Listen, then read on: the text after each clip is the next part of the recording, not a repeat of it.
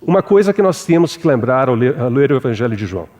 Eu vou mencionar alguns versículos aqui, você não, posso até te dar a referência, mas eu não espero que você abra em todos eles. É como você sentir melhor, tá? Mas deixa eu começar fazendo a seguinte menção. Há um versículo em 1 Coríntios capítulo 10, versículo 32, se não me engano, em que Paulo faz uma menção, uma categorização da humanidade. E de acordo com muitos estudiosos da Bíblia, no que diz respeito à palavra de Deus, às Escrituras, é uma categorização exaustiva. Ele fala que, se você se lembra, que nós não devíamos ser tropeço nem para judeus, nem para gentios, nem para a igreja de Deus. E é muito interessante que vários irmãos estudiosos da Bíblia, eles fazem menção disso, de que você encontra ali uma certa divisão da humanidade, judeus, gentios e a igreja de Deus. Agora, é muito interessante que quando você considera o Evangelho de João, os 4 evangelhos, você vê que há uma correspondência com essa categorização. Deixa eu começar mencionando o seguinte, é muito óbvio, mesmo que você leia superficialmente os 4 evangelhos, que há uma diferença significativa entre eles. Então, colocando em termos o que os estudiosos te falam, eles dão uma denominação especial para os 3 primeiros evangelhos, porque eles estão numa certa categoria. Eles são chamados os sinóticos, não é isso? A palavra é meio esquisita, mas basicamente é a palavra simples que significa vistos de um mesmo ponto de vista. É um relato que é de uma mesma perspectiva. E, obviamente, você não pode deixar de se impressionar com a semelhança entre Mateus e Marcos, Lucas talvez um pouquinho menos, mas todos eles apresentando a mesma pessoa, Cristo, mas basicamente de um mesmo ponto de vista. Mas quando nós chegamos em João, obviamente a pessoa é a mesma, o assunto é o mesmo, não é algo diferente que contradiz, mas é uma perspectiva diferente na apresentação do Senhor Jesus. Como se João é um evangelho que é uma categoria em si mesmo. Agora, voltando à declaração de Paulo, é muito interessante porque quando nós estudamos os evangelhos, nós sabemos que Mateus, a audiência básica são os judeus. E se você lê superficialmente o evangelho, você vai ficar impressionado com a quantidade de citações do Antigo Testamento, para que se cumprisse o que fora dito, para que isso acontecesse. O tempo todo ele está fazendo citação do Antigo Testamento, como que para mostrar para a sua audiência primária, né, o judeu, e por favor me entenda, eu não estou querendo dizer que eu não sou judeu, então não preciso ler Mateus. Obviamente esse não é o ponto, mas a apresentação do Senhor Jesus é feita em Mateus visando essa audiência primária, os judeus. E aí quando você chega em Marcos e Lucas, Marcos provavelmente tinha em vista uma audiência romana. E há diversas tecnicalidades, diversos pontos que demonstram isso, nós não podemos entrar nesse detalhe. Eu só vou colocar a coisa meio que dogmaticamente, um axioma aqui para você. Marcos, ele escreve tendo romanos em vista. Lucas, ele apresenta o homem perfeito, que era aquilo que os gregos, sempre era grande preocupação com eles, né? Você vê nas estátuas dele, na filosofia deles, a perfeição humana. E Lucas, escrevendo para uma audiência grega, ele apresenta esse homem perfeito. Esse, como o nosso irmão disse ontem, aquele que quando você o vê, você vê o homem como Deus tenciona. E se você coloca os romanos e os gregos, é como se eles são os grandes representantes do mundo gentílico daquela época. Então você pode dizer que Mateus é para os judeus, Marcos e Lucas para os gentios, mas João é um evangelho que foi escrito para a igreja de Deus. Eu espero que isso não te surpreenda, porque talvez seja uma coisa pouco intuitiva. Eu te confesso que a primeira vez que eu vi isso, eu falei, está estranho esse negócio. É particularmente, às vezes, não intuitivo, porque talvez muitos de nós, eu incluído, nós viemos ao Senhor, nós cremos no Senhor, provavelmente através de um versículo do Evangelho de João. Eu não vou pedir para ninguém levantar a mão, mas eu tenho quase que certeza que se eu falasse, que versículo que o Senhor usou na sua salvação? Talvez metade da audiência, pelo menos, vai falar, não, um versículo em João, né? Eu sou o caminho, a verdade e a vida. Quem crê em mim tem a vida eterna. Inúmeros versículos. E graças a Deus por isso, irmãos. Então, de novo, quando eu sugiro, como muitos estudiosos da Bíblia sugerem, que João é um evangelho que foi destinado, tinha como audiência primária no momento em que foi escrito a Igreja de Deus, há uma razão para isso. E eu vou te pedir para guardar essa informação na sua mente por enquanto, e nós vamos tentar, pela graça do Senhor, ver por que é isso e qual é o significado disso, qual é a relevância disso, especialmente no nosso assunto que nós queremos considerar juntos, da centralidade do Senhor Jesus. Eu creio que outra coisa que tem que ser falada a respeito na introdução da consideração deste evangelho é o seguinte: o evangelho de João, ele tem uma característica que é maravilhosa, que qualquer leitura, mesmo que rápida e superficial, ela vai te chamar a atenção. A linguagem do evangelho. Por um lado, é a linguagem mais simples possível. É uma linguagem que talvez uma criança possa entender. Cheio de declarações em todo o evangelho em que demonstram essa simplicidade de linguagem. Tantos versículos memoráveis que provavelmente todos nós conhecemos de memória. Como eu mencionei um agora. Eu sou o caminho, a verdade e a vida. Ninguém vem ao Pai senão por mim. Será que existe algo mais simples do que isso? Eu sou a luz do mundo. Quem me segue não andará em trevas. Pelo contrário, terá a luz da vida. As minhas ovelhas ouvem a minha voz. Eu as conheço, elas me seguem. A simplicidade é impressionante. Ao mesmo tempo, irmãos, provavelmente o Evangelho de João é o escrito mais profundo de toda a palavra de Deus.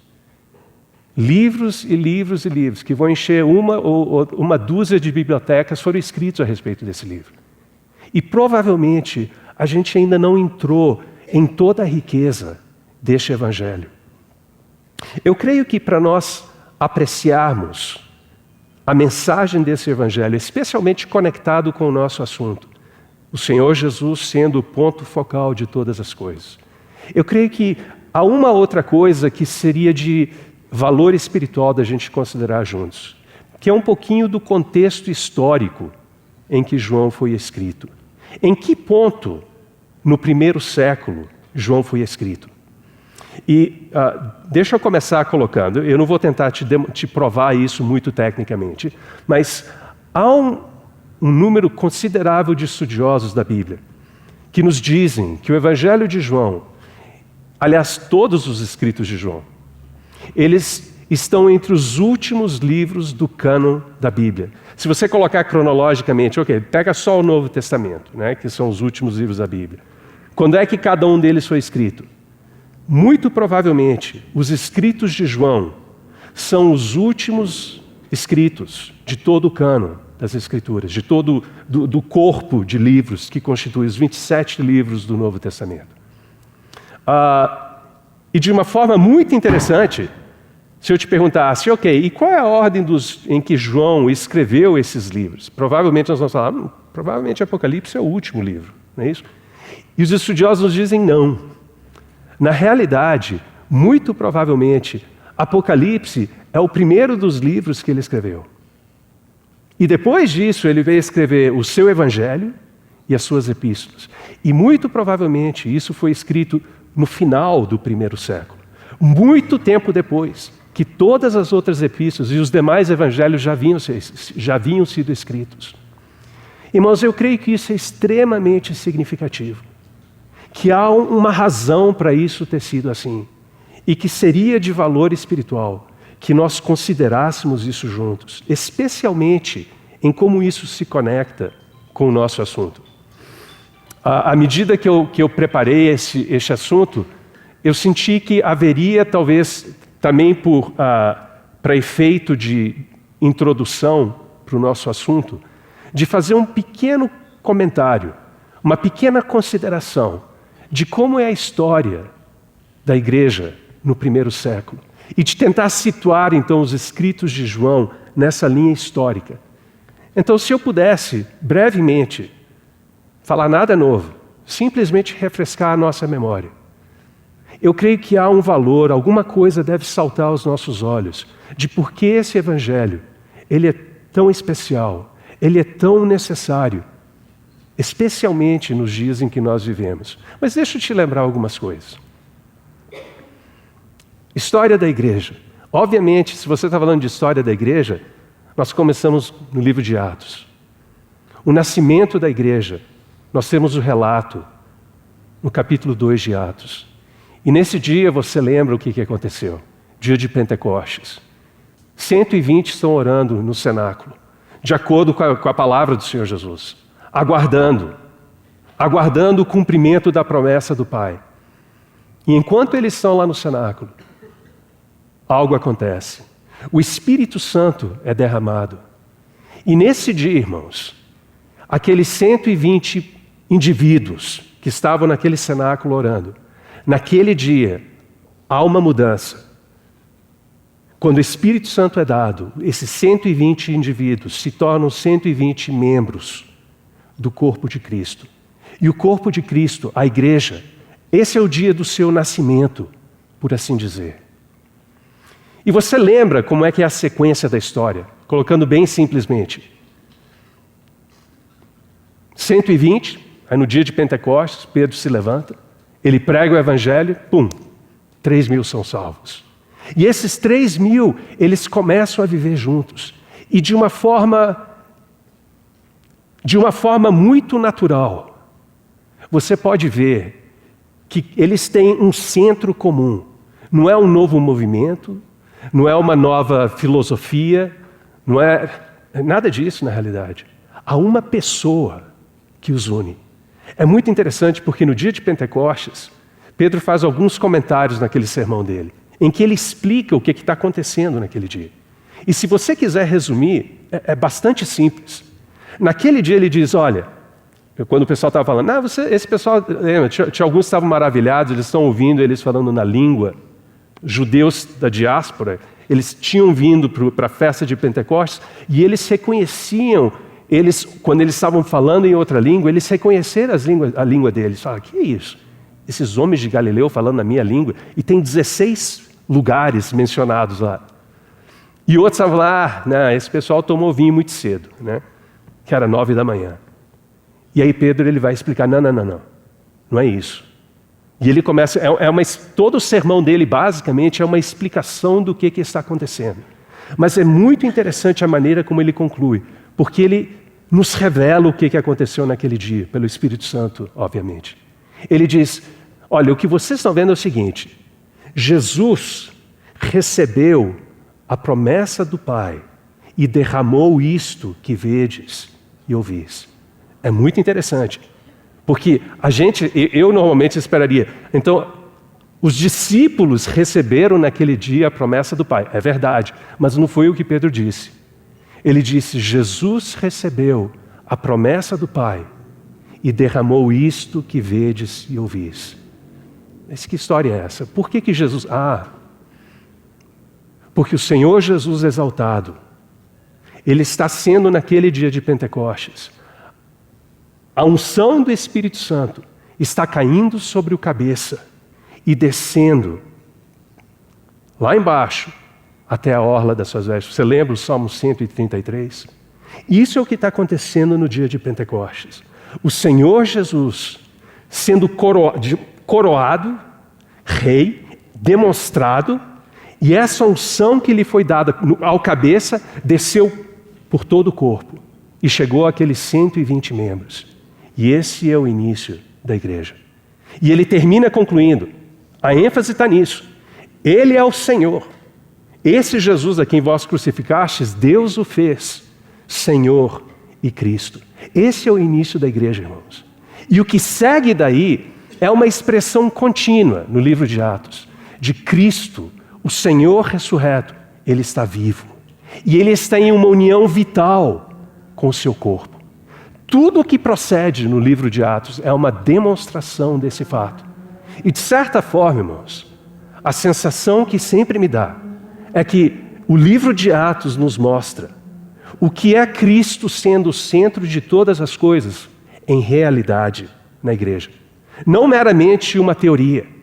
Porque percebe, nós não mudamos de opinião. Nos 2000 anos da história da igreja, não é que o pessoal diz, não sei se ele é o centro. Não, a igreja sempre teve isso como uma verdade, como um artigo doutrinário.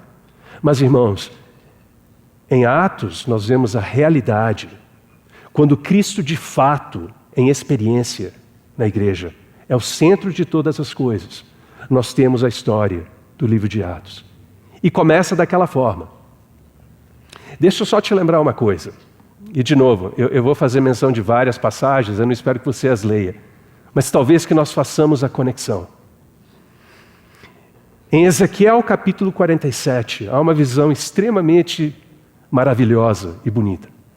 Eu não vou ler com vocês, mas eu vou te refrescar a memória. Você lembra que Ezequiel está observando o templo e ele vê que a água começa a manar, a sair do templo, o templo olhando para o oriente. E a água começa a sair debaixo do limiar, debaixo da porta do templo. Ok. E ele continua observando. E de repente essa água começa a volumar. E a água começa, é como se a impressão que dá é que tem um filete de água saindo do templo, um tiquinho.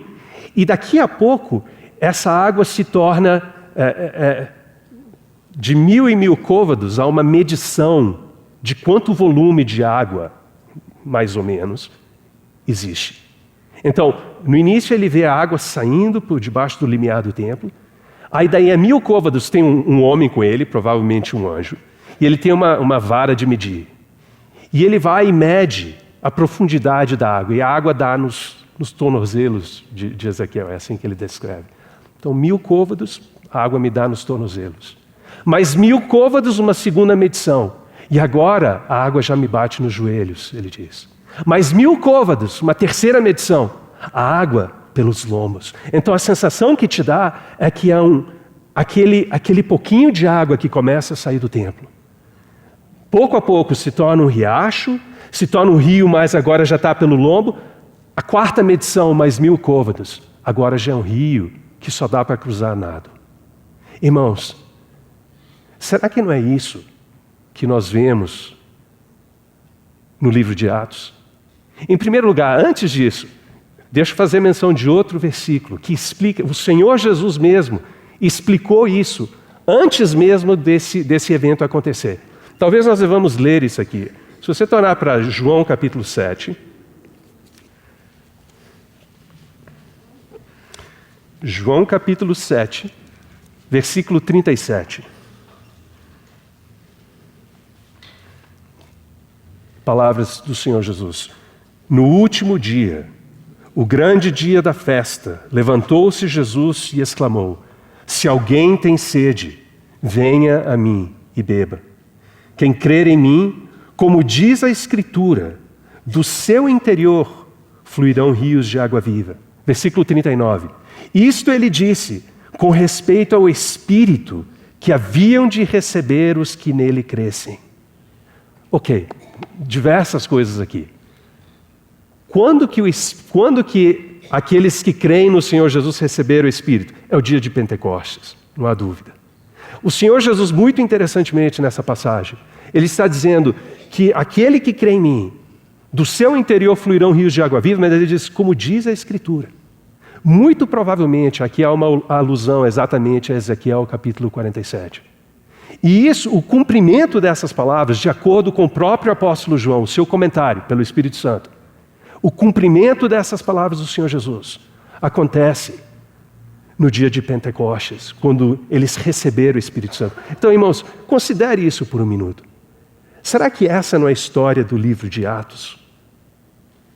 O Espírito Santo é derramado e rios de água viva fluem do interior daqueles discípulos, daqueles primeiros cristãos. E aquilo que começa como um filete de água, 120 primeiro, vamos pensar em termos numéricos, no início. Tem 120, no fim do dia de Pentecostes, 3.120. Mais algumas semanas, Pedro e João vão ao templo, tem o coxo, lembra da história? Ele olha para eles, né, esperando receber alguma coisa. Pedro fala, não, eu não tenho ouro e prata, mas o que eu tenho eu te dou, em nome de Jesus, levanta e anda. E por causa disso, 5.000 são acrescentados. Irmãos, será que nós vemos esse rio de águas vivas brotando do interior daqueles discípulos? E isso se tornando maior e maior, mais e mais profundo. Mas não é simplesmente o aspecto numérico, irmãos. Sim, é um aspecto muito importante. Há um crescimento numérico maravilhoso, mas muito mais do que isso. Parece que há um influxo de vida divina que se manifesta. Eu disse que eu não ia ler Ezequiel, mas eu estou mudando de ideia. Eu quero ler um versículo com você. Se você puder abrir ali, Ezequiel capítulo 47. Eu só quero ler os versículos que explicam o efeito que esse rio teve. Depois que aquele filete de água inicial se tornou algo mais profundo no tornozelo, no joelho, nos lombos, finalmente um rio a nado. Aí Ezequiel descreve qual foi o efeito desse rio. Versículo 6, Ezequiel 47. E me disse, esse é o anjo que está falando com Ezequiel na visão. Viste isso, filho do homem? Então me levou e me tornou a trazer à margem do rio. Tendo eu voltado, eis que à margem do rio havia grande abundância de árvores, de um e de outro lado. Então me disse, essas águas saem para a região oriental e descem a campina e entram no Mar Morto, cujas águas ficarão saudáveis. Toda criatura vivente que vive em enxames viverá por onde quer que passe este rio, e haverá muitíssimo peixe. Irmãos, será que isso não descreve o que aconteceu no livro de Atos, quando o Espírito Santo foi derramado e do interior daqueles discípulos fluiu esse rio? Será que nós o vemos que por onde quer que a igreja fosse, havia vida? Qualquer coisa que esse rio toca na visão, acaba em vida. Tem árvore do lado, tem muito... O Mar Morto, se você conhece ou já ouviu falar do Mar Morto, o nome é perfeito. Não tem nada nesse mar, é completamente morto. Mas esse rio na visão, quando ele toca mesmo o Mar Morto, muitíssimo peixe. Será que não é isso que nós vemos? Nós sabemos essa figura nas Escrituras, do peixe. Frequentemente falando de pessoas vindo ao Senhor. O Senhor lembra do que ele falou a Pedro? E Pedro e André, vinde após mim e eu vos farei pescadores de homens. Será que não é isso que nós vemos em Atos? Muitíssimo peixe, um rio de água viva, o Espírito Santo dado, o Senhor Jesus no centro, porque isso é o dia de Pentecostes. O Espírito Santo é dado para que Cristo seja, para que Ele seja Senhor e Cristo. E esses discípulos se submetem e experimentam essa vida do Senhor e são vasos pelos quais essa vida do Senhor Jesus se manifesta em todo lugar. E o resultado é o livro de Atos. Irmãos, que figura nesse livro de Atos? Do que é a centralidade do Senhor Jesus? Não em teoria, não simplesmente um versículo em Efésios, mas em realidade, no dia a dia. Um rio de água viva, que por onde quer que ele vá, o resultado é vida. O resultado é salvação. O resultado é edificação dos cristãos. Que coisa maravilhosa. Irmãos, isso não quer dizer que em Atos não hajam problemas. Está cheio de problema em Atos. E se você não vê os problemas, é igual dizia um irmão, olha, eu não sei que óculos está usando quando você lê sua Bíblia. Porque tem problema por tudo quanto é lado. Eu não quero ser muito romântico a respeito de Atos. Então você lê no capítulo 5, tem os Ananias, a filha da vida. Problemão. Aí no capítulo 6, problemas, lembra daquele problema por causa de diferenças culturais? As viúvas dos helenistas estavam sendo esquecidas. Outro problema. Aí tem problemas doutrinários no capítulo 15, depois que o evangelho chegou aos gentios. Será que os gentios eles vão viver como eles têm que se converter ao judaísmo, têm que se circuncidar para serem cristãos? Um grande debate na igreja, é um grande problema doutrinário. Cheio de problemas em Atos, perseguição, o livro inteiro, do início ao fim. Mas irmãos, não é verdade que cada problema em Atos é resolvido espiritualmente? Que aqueles primeiros irmãos, quando eles tinham um problema, eles dependem do cabeça. eles se voltam ao Senhor e experimentam a direção do cabeça em como enfrentar esse problema. Não é isso que nós lemos em Atos? Eu estou lembrado daquele versículo, um comentáriozinho que Tiago faz quando houve o problema doutrinário de como é que os gentios agora vão viver, agora que eles vieram ao Senhor. Será que eles vão se circuncidar? Será que eles têm que observar a lei cerimonial? E aí tem esse grande debate e finalmente há um consenso. E quando eles escrevem aquela carta, há um comentário que Tiago faz pelo Espírito Santo. Ele diz, vamos escrever o seguinte, que pareceu bem a nós e ao Espírito Santo não impor nenhum outro jugo aos irmãos. Irmãos, será que essa não é a chave no livro de Atos? Cristo o centro, o Espírito Santo tendo o seu lugar soberano, o rio de águas vivas fluindo. E todos esses problemas, porque haviam problemas, sim, mas todos eles resolvidos em união com o cabeça. Ok. Vamos continuar andando um pouquinho mais nessa história da igreja no início. O livro de Atos, ele abrange mais ou menos 30 e poucos anos. O dia de Pentecostes, com quase toda certeza, é o ano 30, não é isso? O ano da crucificação do nosso Senhor. E 50 dias depois do dia de Pentecostes. 30 e poucos anos depois é o fim do livro de Atos. E um pouquinho de anos depois, ou seja, menos de 40 anos depois de Pentecostes, ainda no final da década de 60 do primeiro século, Paulo escreve as suas epístolas a Timóteo. E não é verdade que já há uma grande diferença, bastante negativa, quando você lê, especialmente 2 Timóteo? Você lembra que essa é provavelmente a última epístola que Paulo escreve. E eu estou querendo enfatizar o aspecto histórico, irmãos. Por favor, eu sei que é muita coisa e espero que a gente não perca o fio da meada. Mas são menos de 40 anos depois do dia de Pentecostes. E alguma coisa já mudou. Algum declínio espiritual já entrou na igreja. Há uma coisa que nós temos que lembrar. Em 1 Timóteo, quando Paulo se refere à igreja, ele a descreve como a casa de Deus, coluna e baluarte da verdade.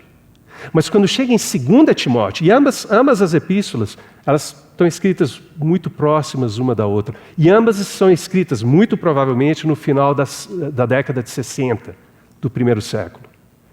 Mas quando Paulo escreve a segunda epístola a Timóteo, a referência não é mais à casa de Deus.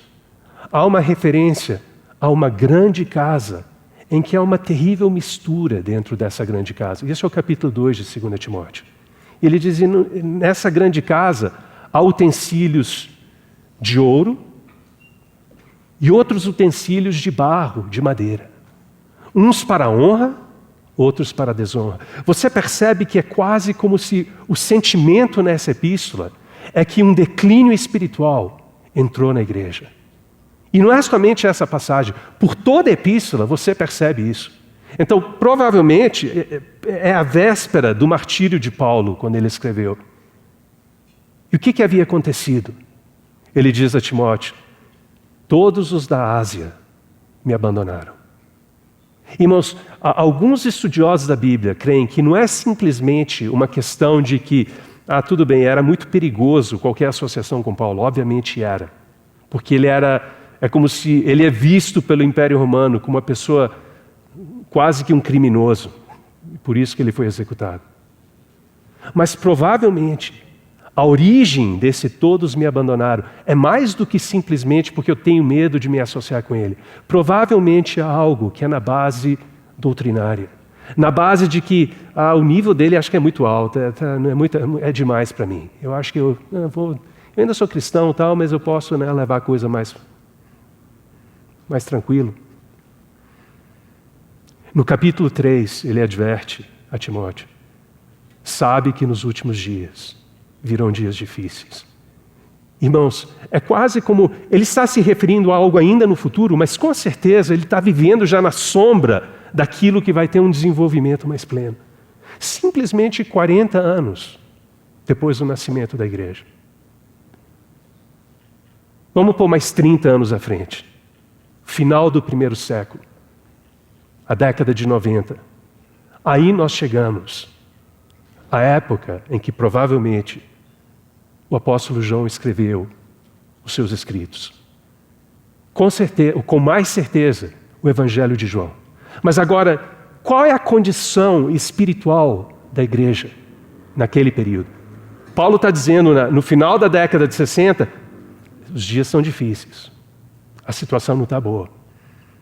Obviamente, você não consegue ver, evidentemente, aquele rio de águas vivas, que é o livro de Atos. Mas quando nós chegamos na última década, você lembra que João é aquele que o Senhor usou para nos dar Apocalipse. E no capítulo 2 e 3 de Apocalipse, o Senhor se dirige às 7 igrejas. Há diversas formas de estudar essas 7 igrejas. Eu, pessoalmente, eu não vejo... Às vezes a gente começa a brigar um com o outro. Ah, não, você interpreta isso profeticamente, eu interpreto historicamente. Não, eu interpreto espiritualmente. Tem várias escolas de interpretação. Eu sempre fui muito ajudado com um irmão que nos deu uma ilustração muito bonita para mim. Ele disse assim: a palavra de Deus é como um diamante. E quando o diamante, você tem ele na sua mão, dependendo do ângulo em que você olha, né, por causa da reflexão da luz, você vai ver diversas cores, dependendo do ângulo em que você olha. Eu verdadeiramente creio que isso se aplica à palavra de Deus. Tenta fazer isso com qualquer outra literatura. Não acontece. A palavra de Deus, sim, eu não vejo problema nenhum. Eu vejo que há um sentido profético, histórico, simbólico, espiritual, tudo isso. Mas a gente nunca pode esquecer o seguinte: quando você lê a história das cartas às 7 igrejas, em Apocalipse 2 e 3, você tem um diagnóstico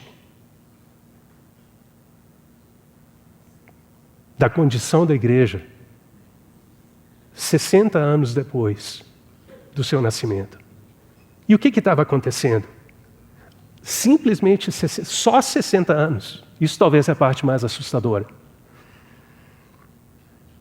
Quando você lê como o Senhor se dirige a Éfeso, é uma coisa muito maravilhosa que todo estudioso da Bíblia concorda que Éfeso é provavelmente o ponto alto da revelação de Deus na Bíblia inteira.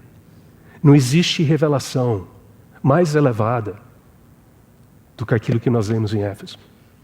É parte do que nós queremos considerar Cristo, o centro de todas as coisas.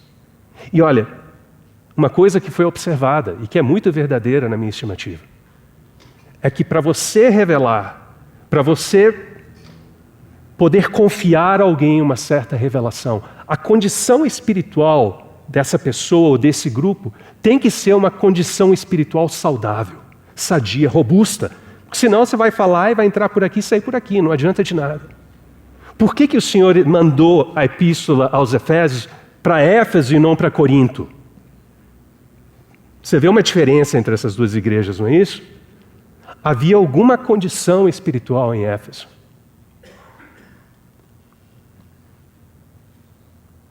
Algum amor pelo Senhor que permitia que eles recebessem, apreciassem, respondessem à revelação mais elevada. Cristo, centro de todas as coisas. Éfeso provavelmente foi escrita no início da década de 60, do primeiro século. 30 anos depois, quando o Senhor se dirige a Éfeso, através de João, no capítulo 2 de Apocalipse, o que o Senhor fala com Éfeso? O Senhor comenda Éfeso por muitas coisas. Provavelmente Éfeso, sendo muito franco, irmãos, provavelmente eles são mais fiéis do que, mesmo na década de 90, do que nós. Há zelo, há perseverança pelo Senhor. Há uma doutrina saudável, há um cuidado para que nada falso penetre na igreja. E, no entanto, o Senhor diz para Éfeso: eu tenho, porém, contra ti que deixaste o teu primeiro amor. E é quase como se o Senhor está expressando em dor, com pesar no coração dele. Nada menos do que isso vai realmente me satisfazer. Zelo, perseverança, doutrina, tudo isso não joga fora o bebê com a água não, por favor, porque essas coisas são importantes. O ponto não é que essas coisas não têm valor, elas têm valor. Mas a menos que haja um coração que ame o Senhor, nada disso vai satisfazer o Senhor. Que mais que você vê nessas 7 igrejas? Nós lemos de doutrina dos nicolaítas penetrando na igreja, de uma igreja vivendo onde está o trono de Satanás, uma mistura com o mundo, e o Senhor dizendo, olha, se você não se arrepender, eu vou ter que pelejar com a espada da minha boca. Tem que haver uma divisão entre o que é meu e o que é do mundo. Você lê em outra das igrejas, Tiatira, tem uma falsa profeta, Jezabel, e ela está lá, em proeminência na igreja, seduzindo os servos de Deus. Há algo espiritual ali, com certeza. A minha ênfase aqui, eu não vou entrar em interpretação de nada, mas provavelmente 60 anos após o nascimento da igreja, as coisas haviam entrado em um terrível declínio espiritual. É muito interessante porque a cada igreja, o Senhor, Ele começa, quando Ele se dirige a cada uma, Ele começa com uma revelação específica de si mesmo. E quando nós estudamos com cuidado o teor de cada carta, e são cartas muito breves, como você deve lembrar, mas quando você estuda o teor de cada carta, é muito evidente que o Senhor Jesus está buscando na igreja, Ele comenda ou repreende a igreja na base de se ela reteve a revelação do Senhor Jesus com a qual Ele se apresenta a ela.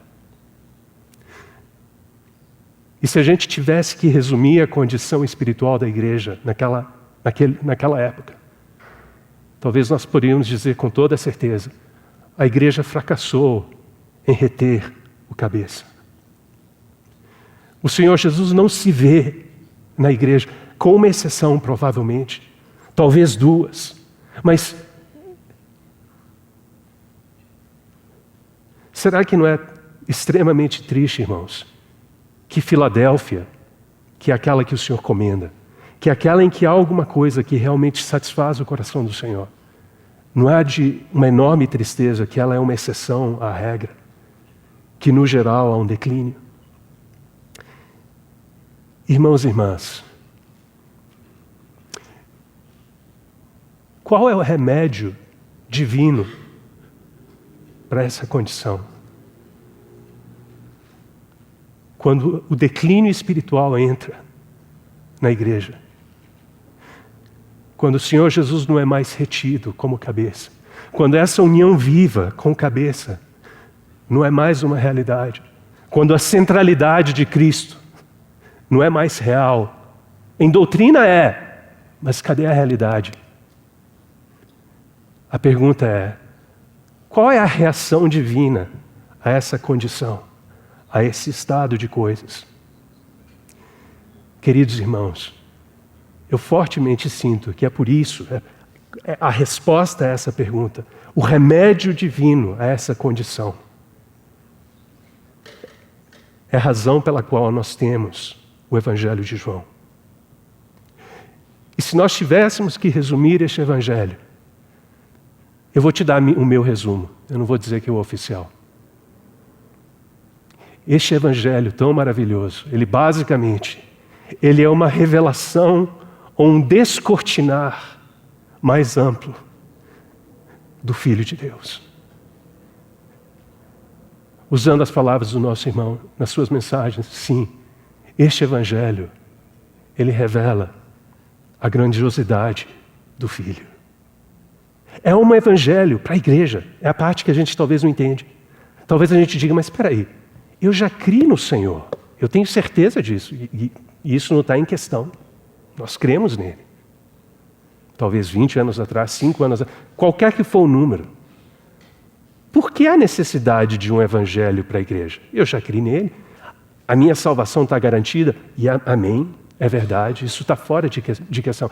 Se você genuinamente creu no Filho de Deus, se você genuinamente nasceu pelo Espírito Santo do alto, quem vem a mim de modo nenhum o lançarei fora. Não é a sua fidelidade ou a minha que conta qualquer coisa nessa questão. Por que então haveria necessidade para um evangelho para a igreja? Irmãos, eu tenho a seguinte sensação. O Filho de Deus, ele é tão mais amplo, tão mais vasto, do que eu jamais imaginei. Quando eu abri meu coração para ele pela primeira vez. Há tanto mais de Cristo que todos nós temos que entrar. Por que esse evangelho para a igreja? Eu creio que o prólogo de João, um dos versículos, ele tem me impressionado enormemente. Eu creio que, de certa forma, ele captura por que nós precisamos deste evangelho. A igreja já precisava dele, já no final do primeiro século. Provavelmente nós precisamos dele muito, muito mais hoje, à véspera do seu retorno. Qual é esse versículo no prólogo? Porque todos nós temos recebido da sua plenitude. Percebe a ênfase? Percebe a grandeza, a vastidão do Filho de Deus? Ou pega outro versículo no prólogo. Mas o Verbo se fez carne e habitou entre nós. Não com graça e verdade, mas cheio de graça e verdade. Irmãos, esse é o método divino. É a reação divina a qualquer decadência espiritual, a qualquer perda de vista do cabeça. Ele vai revelar mais dele, para que nós possamos entrar em uma medida maior em tudo aquilo que o Filho é. E essa é a mensagem, meus irmãos, que eu creio, deste glorioso Evangelho de João. Irmãos, eu tenho que vigiar o tempo aqui, que senão deixa eu pôr a coisa bem assim em cima para não... Eu não quero que ninguém deixe de ter o seu intervalo por minha causa, mas há uma forma bem específica, quase que um método, que João vai usar para revelar essa plenitude do Filho de Deus, essa vastidão do Filho, para a igreja. E como nós sabemos, ele mesmo o diz pelo Espírito Santo no final da epístola, explicitamente. No final do Evangelho. Ele diz, olha, na realidade, Jesus ele fez muitas outras coisas, em minha paráfrase, que não estão escritas neste livro. Muitos outros sinais, na realidade, ele usa, essa é a palavra que ele usa. Mas os sinais, eles foram registrados para que creais que Jesus é o Cristo, o Filho de Deus, e para que crendo tenhais vida no seu nome. Qual é o método, então, que João vai usar para revelar essa plenitude? Ele vai registrar alguns sinais e selecionar cuidadosamente 8 sinais. E através desses 8 sinais, em cada um deles, parece que há um tema comum, subjacente a todos eles. Em cada um deles, você vê esse mesmo tema. Você vê a grandeza do Filho, a plenitude do Senhor Jesus. Considera por um instante. Eu vou mencionar bem rapidamente os sinais. Eu vou te dar os capítulos para aqueles que estão anotando e querem checar. Eu vou te dar isso. Tá? Mas considera os 8 sinais. E vamos ver se pela graça do Senhor nós conseguimos identificar um tema básico em todos eles. No capítulo 2, tem um casamento em Caná da Galileia. Nós lemos agora. E de repente, acaba o vinho. É o fim do casamento. Da maneira como era festejada naquela época. Seria o fim, é uma vergonha, acabou. E o Senhor Jesus é aquele que da água ele produz vinho. Não apenas vinho, vinho muito superior. O vinho, a superioridade é tal que o mestre Sala, ele chega para o noivo e faz aquele comentário. O que você fez? Você pisou na bola aqui, você tinha que ter feito o oposto. É claro, ele não sabia. Todos costumam pôr o inferior no final. O melhor vem primeiro. Mas você deixou esse vinho da melhor qualidade. Que figura, irmãos, da vida que o nosso Senhor Jesus é. Da vida que é dada a você e a mim. E que nós temos que entrar em mais dessa vida. Quanto vinho foi produzido? Lembra? 6 talhas, cada uma 2 ou 3 metretas. Você lembra a capacidade de uma metreta? Estudiosos dizem que provavelmente uma metreta são 40 litros. Digamos que sejam entre 2 e 3. Digamos que cada talha contivesse 100 litros. Quanto vinho da melhor qualidade o Senhor Jesus produziu? Uma figura da vida de Cristo. Percebe? É como se esse primeiro sinal, extremamente importante, e nós não vamos poder entrar nele, mas eu só vou mencionar uma coisa. Esse primeiro sinal, ele já te dá a característica de todos os demais. Há um contraste nesse sinal. 2 tipos de vinho. É o contraste que o mestre Sala estabelece e que está registrado para nós. Tem um primeiro vinho, e a primeira coisa que acontece, esse vinho acaba. Irmãos, no meu entendimento, há um contraste entre 2 tipos de vida neste sinal. A nossa vida natural, que nós recebemos em Adão, e a vida de Cristo, que nos é dada na redenção. Qual é a característica da vida natural, irmãos? Mais cedo ou mais tarde, o vinho acaba. Eu sempre lembro de Eclesiastes, quando eu leio este sinal. Ou há muito tempo, Eclesiastes me vem à mente. Porque em Eclesiastes tem aquele refrão, vaidade das vaidades, tudo é vaidade. Sabe, no hebraico, um dos sentidos de vaidade pode ser vazio. Vazio de vazio. Isso é a vida humana, irmãos. Isso é a nossa vida, em nós mesmos.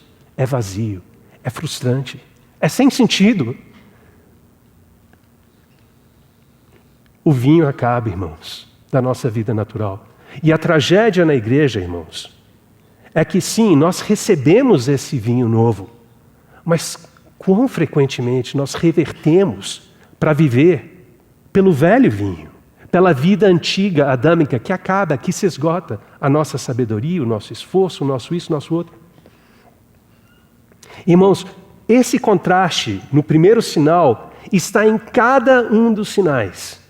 O contraste entre o que ele é, cheio de graça e verdade, toda a plenitude nele, abundância, vida, e o que nós somos, acaba, não leva a lugar nenhum, não satisfaz. Considera o segundo sinal, João capítulo 4. Tem o filho de um nobre que está doente. Ele desce de Cafarnaum para falar com o Senhor em Caná. Percebe de novo o contraste? É como que o filho está à morte. Ele está para morrer. Essa é a nossa vida natural, irmãos. Uma palavra do Senhor. Vai, o teu filho vive. Pum, vida. Em nós, morte. Nele, abundância, vida. O terceiro sinal, capítulo 5. Um homem paralítico há 38 anos. Não é verdade, irmãos, que frequentemente essa é a nossa experiência? Não há progresso. E eu estou me referindo, irmãos, eu estou falando a irmãos e irmãs em Cristo. Eu não estou falando, obviamente, não faria sentido falar de progresso, de andar para alguém que está morto em delitos e pecados, né? Que é a figura, o termo que a palavra de Deus usa para se referir àqueles que ainda não conhecem o Senhor. Esses 38 anos talvez te lembrem, onde tem 38 anos na Bíblia? Lembra o povo de Israel, quando saiu do Egito? Eles ficaram 40 anos no deserto. 2 desses anos estavam no plano de Deus. Eles tinham que descer lá para o Sinai, receber a revelação da lei, receber o tabernáculo. Mas não é verdade que eles gastaram 38 anos, volta, chegando a lugar nenhum. E esse homem é isso. 38 anos, não há progresso. Não vai a lugar nenhum. O Senhor fala uma palavra. Toma o teu leito, levanta e anda. Você vê o contraste? Você vê a plenitude dele, a nossa deficiência, esse contraste. A multiplicação dos pães. Pode ser mais evidente. O que você tem? Nós temos 5 pães e 2 peixinhos. 5.000 homens. O que você faz? O Senhor toma esses pães, Ele dá graças, abençoa. E o registro em João é que todos comeram e se fartaram. Irmãos e irmãs, esse é o nosso Senhor. Todos nós temos recebido da sua plenitude e graça sobre graça. No capítulo 5 esse é o capítulo 6, e há um segundo sinal ali. O Senhor Jesus andando sobre o mar. A figura daquele triunfante sobre todas as coisas. No capítulo